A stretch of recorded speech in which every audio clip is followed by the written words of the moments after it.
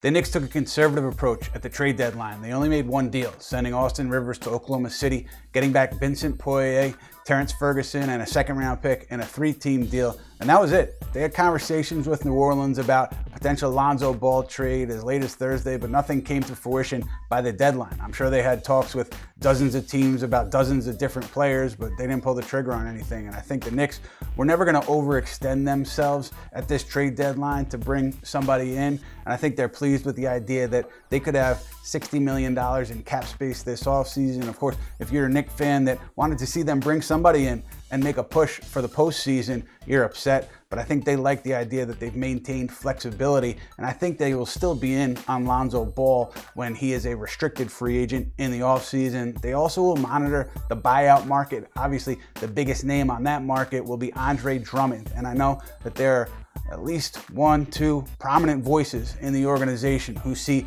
Drummond as a really good fit for the Knicks, but I don't think there's a consensus there as of earlier this week. I think the majority was thinking that Drummond would not be a great fit, but things can change before the deadline. They can change after the deadline. I think that debate about Drummond will continue because he will be available. And the Knicks actually have a financial advantage when it comes to Drummond because they have cap space, so they can offer him a deal worth around 4 years, $64 million, and other teams really can't offer that, the teams that would be interested in him. So they can offer him the most money, long-term money.